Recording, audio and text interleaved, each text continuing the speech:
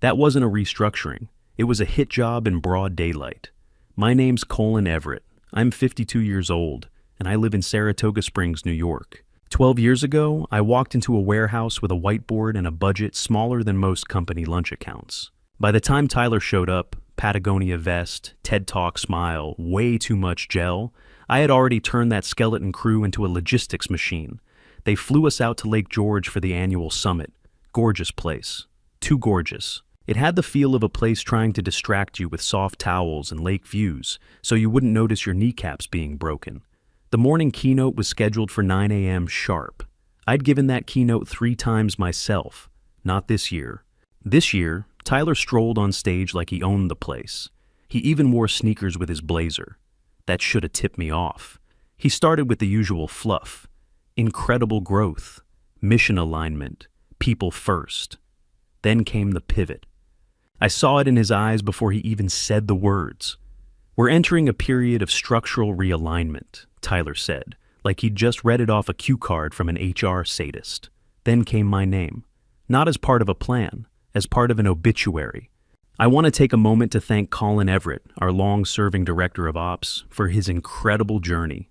I didn't even hear the rest, just the slow clapping, the weird, polite applause, like I'd won a prize I didn't enter. Some people looked sick, a few looked confused. One guy, I think it was Todd from sales, actually winked at me like I was in on it. I wasn't. Before the clapping stopped, my company badge went dead, just like that. Dead badge, dead login. As if 12 years of blood, sweat, and weekends had been nothing but a temporary user account. Then the shuttle rolled up.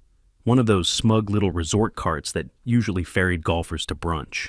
The driver didn't say a word, just nodded at me like I was late for my tea time. I grabbed my suitcase and rolled it toward the valet stand, like a man being exiled from his own country. And that's when my phone buzzed. Unknown number, just one line. "You ready to ruin him?" It was Marcus Lang, founder, investor, board member, and now, apparently, co-conspirator. I stared at the message for a full minute before I replied, "Tell me when."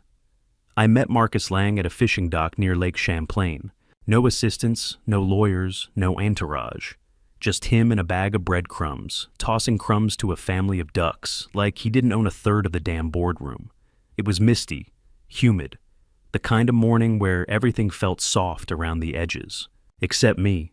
He didn't stand when I walked up, didn't offer a handshake, just flicked another crumb onto the water and muttered, "He really did it." On stage, I dropped my duffel bag near the bench and stayed standing. "Yeah," I said, "live execution. Could have sold tickets." He smirked, but there wasn't any warmth in it, just tired eyes and a faint twitch in his jaw. "You know how many CEOs I've fired, Colin?" he asked. "No clue." 19. But I've never had one fire his alibi mid-keynote. He looked up at me. "You pissed?" "I'm not sure yet," I said. He nodded like that made sense. "You think this is some rich guy loyalty test?" I was about to ask that. "Well, it's not. I already know where your loyalty is." He tossed the rest of the crumbs and wiped his hands on a napkin. "It's to the truth, which is why I need you." I didn't answer. He pulled a tablet out of his coat. Not a folder, not a laptop. A damn iPad in a leather folio, like we were reviewing blueprints. He tapped the screen and spun it toward me. I didn't even have to scroll. My name was right there, front and center. Colin Everett, Q4 revenue model. Sign off. Except I'd never signed off on that model. I hadn't even seen it. He flipped to another page. Product engagement charts. All inflated. Every bar higher than reality by at least double. Next slide. Customer retention. Fake churn rates. Then a pitch deck. My name again, this time next to growth optimization strategy. And a fake signature in a font that looked suspiciously like Helvetica. "You think Tyler forged these?" I asked. Marcus raised one eyebrow. "Number, I know he did. I greenlit the internal audit 2 weeks ago. This is just the tip." I sat down slowly on the bench beside him. "I hired him," I said, "back when he was green, quiet even. I saw something in him." Marcus snorted. "You saw someone who could listen." "Exactly. Then you built the engine, you made it work. And while you were doing that, he was taking notes on how to sell it back to the world, without the burden of actually running it." I stared at the lake. It was quiet except for the splash of a fish now and then. "So, I'm not just fired," I said. I'm the cover story. Marcus nodded. He pinned it on me. He made me his alibi. He's betting you'll take the fall, that you'll sign the NDA, vanish quietly, and let him sell the whole mess before it collapses. I looked at the ducks. Dumb little things, just floating along like everything was fine. I'm guessing you have a plan, I said. I don't need a plan, Marcus said, sliding the tablet back into its case. I need a spark. You getting axed publicly? That was the trigger. Now I've got legal leeway. You're clean. I checked. You checked, I repeated. You're boring, Colin. No yachts, no secret payouts, no shady wallets, which makes you dangerous because you're credible. He stood, brushed crumbs off his pants. So I'll ask you one more time. How much do you hate him? I looked at him. I thought about Tyler's voice on that stage, that fake grin, that incredible journey speech, the applause, the dead badge. I don't hate him, I said quietly. Not yet? Marcus looked surprised. No? I shook my head. But I'm willing to learn. He smiled wider this time. Good, then let's ruin him. And just like that, he turned and walked off the dock. I flew home in a middle seat between a snoring software rep and a guy who thought the armrest was a birthright. No Slack, no champagne, no welcome back banner, just a dead badge and a severance email waiting in my inbox by the time we hit the tarmac. Even my company health portal was locked out. That one stung more than I expected, like they'd pulled my blood type from the system too. 12 years, and I didn't even get a digital handshake. The email was from HR, Lisa, who I'd met once in 2016 and who probably referred to me as the old guy in ops. Attached were 3 PDFs, severance terms, final pay details, and the crown jewel, non-disclosure and non-disparagement agreement. 47 pages, half of it redacted like a CIA file dump. Some highlights. No mention of Tyler by name. No acknowledgement of the termination reason. No talking to media, investors, or former employees. No whistleblowing, no documentation, no comments, real or implied. They even tried to wrap it in gratitude. We thank you for your service and commitment to the company's journey. I didn't sign it. Instead, I poured myself a whiskey, neat, middle shelf, and sat in the dark of my kitchen staring at my phone. I called 3 people, ex-colleagues, people I thought I could trust. First call, voicemail. Second, rang once, then voicemail. Third, straight up LinkedIn block. That one hit like a brick. I had gone from mentor to ghost in under 24 hours. That night, I slept for maybe 2 hours. At 12:47 a.m., a message popped up. It was from Jenny. Jenny, I know you're not done. I'm still in. I stared at that message for a long time. Then I typed, me. You sure? You know the cost? Jenny, already paid it. Coffee, 7 a.m., Panera, Strip Mall, South Side. I showed up 5 minutes early. She was already there. Same seat she always took when we ran weekly check-ins. Hair tied back, no makeup, black hoodie. Looked more like a grad student pulling an all-nighter than someone working inside a burning building. She didn't hug me, just slid a flash drive across the table like she was passing state secrets. They're scrubbing your name from everything, she said. Internal wiki's already been updated. You're listed as a former contractor, not even an employee. They think that'll hold up? I asked. She shook her head. They're not trying to make it hold up. They're trying to make you disappear. I picked up the flash drive. It felt stupidly small for something that might burn a company down. What's on it? I asked. Doctored KP is, product bundles with your name attached that you never signed off on. Fake roadmap approvals. I grabbed everything I could. I paused. How did you get this? I printed 2 weeks worth of archive logs before they locked my print queue. They must have flagged it halfway through, cut the job mid-spool. So they know, I said. They know someone's digging, she corrected. But they don't know who. We sat in silence for a second. The fluorescent lights above us flickered. If I'm a ghost now, I said finally, then I'm going to haunt him from the walls. Jenny smiled. It wasn't a warm smile. It was sharp, angry, determined. Good, she said, because he's selling lies using your name. And if we don't stop him now, no one will. I nodded and slipped the flash drive into my coat pocket. Time to get to work. I didn't sleep. Not after Jenny gave me that flash drive. I stayed up in my dark apartment with a cold cup of coffee and an old ThinkPad, combing through the files like I was peeling wallpaper off a burning house. Half the documents looked normal at first glance. Clean formatting, version control headers, corporate speak that could lull a lawyer to sleep. But once I started comparing them to the files I had on my personal backups, real quarterly metrics, my archive product sign-offs, legacy doc timestamps, the lies jumped off the page. Revenue reports with numbers that didn't track to sales logs. Slide decks featuring product bundles. I never greenlit. Tyler hadn't just erased me. He'd turned me into a signature stamp for fiction, and someone was buying it. By 3:45 a.m., I hit pause, took a long breath. Called Marcus. He picked up on the second ring. No hello, just talk. I'm in, I said. You still want firewood? I want kindling, he said. Build it like it's going to burn clean. Start where it always starts, departures. He was right. Ghost stories don't start with the haunt. They start with the bodies. I pulled up an old spreadsheet from my time in Alps. Departures 2023 Master XLSX. Not the public HR sheet, the real one. The one I kept for myself.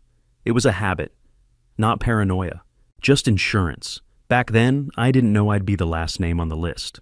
There were 62 exits that year. A lot of them were redundancies that didn't smell right at the time. People with spotless records, strong quarterly numbers, and no red flags, suddenly gone. I picked 4 names. All people I'd either hired, mentored, or fought to keep. Rita from Product Analytics, Evan from Infrastructure, Leo from Enterprise Solutions, Marissa from DevOps.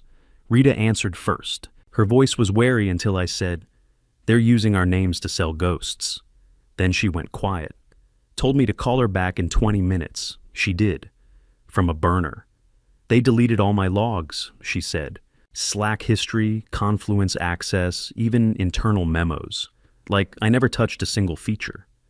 What were you working on before you left? I asked. Customer segmentation model for Q4. We projected a 7.4% drop in paid retention. But that deck? They updated it to show 12% growth, with my initials on it. Evan said the same thing. So did Marissa. It wasn't just data fraud, it was a pattern of erasure. Take the real work, rewrite the outcome, attach a name, and burn the trail. Then I called Leo. He was living out in Oregon now. Off-grid mostly, some cabin with a wood stove and a wind turbine. He didn't answer the first time. When he did, he sounded like someone who'd been waiting for the call. I have it, he said. Have what? The deck, the pitch deck, the one they sent to second-round investors in November. You saved it? I printed it, paper. I knew they'd purge the digital. I've got it right here, manila folder in a locked case under my sink. Leo, I said, why under the sink? He didn't answer that, just said, you ever heard of Novacore? Sounds like a Marvel villain. He laughed once. It's a fake product, entirely fabricated, never had a dev team, never had a budget line, but the deck says it accounted for 30% of last year's growth. I didn't say anything. They built it out of nothing, Leo continued. No specs, no release date, no beta testers, just some lorem ipsum on a homepage and fake screenshots photoshopped onto an iPad. Tyler hadn't just inflated numbers. He'd sold a golden goose made out of fog. Novacore wasn't a product. It was vapor wearing a blazer. I ended the call, sat back, stared at the wall. That's when Jenny called. She whispered, they cut my printer job halfway through, mid-page, no error code, just a message. Admin privileges required. Then my login froze. I closed my eyes. He knows, I said. Someone knows, she whispered. That was the tipping point. We weren't just chasing ghosts anymore. We were being watched by one. We built Verdant Axis in a weekend. Marcus had a guy, someone ex-NSA, now running a cybersecurity consultancy out of an unmarked suite in DC. He spun us a website, fake LinkedIn profiles, and a team of ghost founders so convincing even I forgot they didn't exist. Our CTO had a decade at Oracle and a Stanford AI fellowship. Our head of partnerships was a smiling brunette with no voice and a perfect CV. We didn't want to seem too perfect, just shiny enough to draw Tyler's eye. Like blood in the water for a shark who thought he was still climbing the food chain. I got a haircut, a new name badge, Amanda Reeve, BizDev consultant for Verdant Axis, and a burner laptop that would self-wipe if I held down 3 keys at once. Marcus called it paranoia. I called it Tuesday. We baited the hook through a warm intro. One of Marcus's Shell VCs pinged Tyler directly. Said Verdant Axis was exploring late-stage partnerships for next-gen B2B integration solutions. Buzzword. Salad, tossed perfectly. Tyler bit hard. 2 days later, I was sitting in a WeWork in Lower Manhattan under someone else's name, dialing into a Zoom meeting with the man who just buried me alive. He didn't recognize me. The lighting was soft, my glasses were new, and the name on screen said Amanda Reeve. He'd never bothered to actually look at people beneath his level anyway. I was just another nodding head in a tiny Zoom box. "Thanks for taking the time, Tyler," I said. My voice was light, corporate, full of that annoying LinkedIn confidence. He smiled like he'd already closed the deal. "Of course." Always excited to connect with players in this space, he launched into his pitch. Big words, fast delivery, the same cadence he used on conference stages. But under the surface, I could see the desperation. He wasn't pitching to impress, he was pitching to escape. "We're very excited about NovaCore," he said, hands folded like a church youth pastor. "It's our flagship solution, integration-ready APIS, Tier 2 market traction. Early customer adoption has been exceptional." I nodded, playing dumb. "Can you speak to use cases?" "Oh, absolutely," he said. "We've got 3 enterprise clients already rolling out NovaCore. One's in medtech, another in logistics. The third's actually building their own white-labeled version on top of it." Every word he said was a lie. Every company he named was either a stretch, an exaggeration, or total fiction. He was making it up as he went, too fast and too confident to realize I wasn't blinking. I smiled politely, took notes, hit record.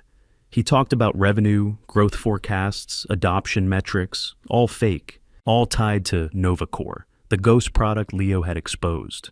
And he did it so casually, so rehearsed, like it wasn't fraud, like it was just Tuesday. After 30 minutes, he wrapped up with, "Obviously we're open to co-investment or straight acquisition. If your team's interested, I'd be happy to loop in finance." "That'd be great," I said, trying not to let the heat in my chest spill into my voice. "We'll follow up shortly."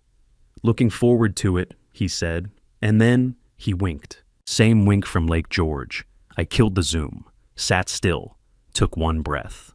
Then I opened my encrypted folder, dragged the recording in, and typed one word into the subject line of the email to Marcus. Done. We had the confession. Full-blown SEC-grade fraud. Time-stamped, recorded, high-res. A product that didn't exist. Clients that didn't exist. Revenue that didn't exist. All sold with a smile and a wink. But Tyler wasn't slowing down. He was speeding up, trying to offload the company before the floor collapsed beneath him. And we were running out of time. Tyler was on the move. Marcus confirmed it in a 3-word text.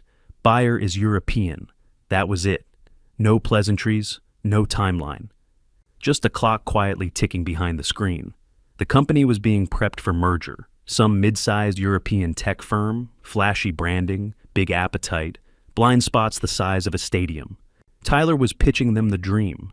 NovaCore as a breakthrough platform, full-stack integration, ready for international scaling. In reality, it was a PowerPoint folder duct-taped to a bluff. And it was working. They were buying it. Or they were about to. 3 weeks. That's all the time we had. We couldn't go to the board, not yet. Tyler still had enough allies to bury us under process. We needed to go louder, public, untouchable. That's when I reached out to Nina Blakefield. She was a senior editor at the Atlantic Ledger, the kind of journalist with a Pulitzer, a black belt in SEC filings, and a permanent kill switch for NDAs. She answered on the second ring. "Colin Everett," she said, like she'd already Googled the whole war. "I have a story," I told her. "You're gonna want it. Does it have receipts? Doctored KP is, fake products, forged investor decks, audio proof of fraud. A recorded sales pitch to a fake company, every slide time-stamped. I even have the name of the non-existent CTO." She didn't hesitate. "Send it." That night, I uploaded the full package. Flash drive contents, screen recordings, Slack screenshots, pitch decks, Tyler's voice bragging about NovaCore's scalability to a fake startup with a fake name. I hit send at 2:09 a.m. 24 hours later, the world exploded. Headline, "Ghost Metrics and Phantom Products, the lie behind NovaCore." It hit every inbox on Wall Street, every Twitter feed in Silicon Valley, every Slack channel from Brooklyn to Bangalore. The article was brutal, surgical. It tore Tyler's empire down to its foundation. Nina didn't pull punches. She named names, cited files, embedded the video of Tyler pitching Tier 2 traction like it was an Oscar reel. Then came the reactions. Investors panicked. Former employees reposted it with cryptic captions like, "Now you know." My phone blew up. Numbers I hadn't seen in years suddenly remembered I existed. Tyler, for his part, tried to spin it. He posted a letter on LinkedIn that sounded like it had been ghostwritten by a PR intern on a bender. A misrepresentation of intent. Internal miscommunication. Growth stage scaling challenges. Then, the next morning, a new headline dropped. Disgraced exec accused of embezzlement. My name was in the lead, not his. They used a blurry photo of me from a company picnic in 2018. I was holding a paper plate and laughing at something off camera. The article parroted Tyler's claims, suggesting the fraud might have originated from a former operations leader acting independently. They called me a suspect, a possible co-author of the lie. I didn't need sympathy. I needed fire, and I got it. That same afternoon, my phone buzzed. Jenny's name lit up the screen. I answered. Her voice was low. "He's booking flights," she whispered. I saw his calendar invite. First-class ticket to Zurich, Friday morning. He was running. I hung up and texted Marcus one word. Now. The emergency board meeting was scheduled for 7:30 a.m. on a Wednesday. That told me everything. You don't schedule something that early unless you're trying to get it done before the press finds out, before legal can breathe, before anyone has time to start spinning. It wasn't damage control. It was an ambush. I showed up 15 minutes early. Sat in the lobby with a black binder on my lap, labeled in bold, Truth. I wore the same suit I'd worn to Tyler's first interview 12 years ago. It still fit, though the man inside it had changed. Upstairs, the boardroom buzzed like a pressure cooker. I could see them through the glass, murmuring in pairs, half-sipped espresso cups clinking on the polished table. Some looked pissed, some looked scared. Tyler stood at the head of the table, calm as a cult leader, blazer crisp, smile in place. He was holding court like nothing had changed. "This is a coordinated smear," he said as I walked in. "Sensationalized by media, taken out of context. Our growth is real, our vision intact. This is just noise." Then Marcus stood. He didn't say anything. He just pulled out his phone, opened the file, and hit play. Tyler's voice filled the room, bragging about Novacore, naming fake clients, claiming enterprise traction in the B2B space. His own voice, his own face, all of it recorded, date-stamped, legally obtained. You could hear a pin drop when the audio ended. No gasps, no shouting, just silence. I walked in like I belonged there. No nods, no greetings. I dropped the binder on the table with a heavy thud. Then I opened it. Inside, printouts of doctored KP-IS, metadata from files with Tyler's revision stamps, Slack exports from fake user accounts, ghost commits from GitHub accounts tied to burner emails, even screenshots of the server paths where Novacore's staging build was really just a PDF looped in a shell script. I didn't give a speech. I didn't need to. They read. And as they did, I watched 12 faces harden, not out of shock, but recognition. They had all suspected. Some had probably even looked the other way. But now they had no excuse left. Marcus didn't wait. He tapped his knuckles twice on the table.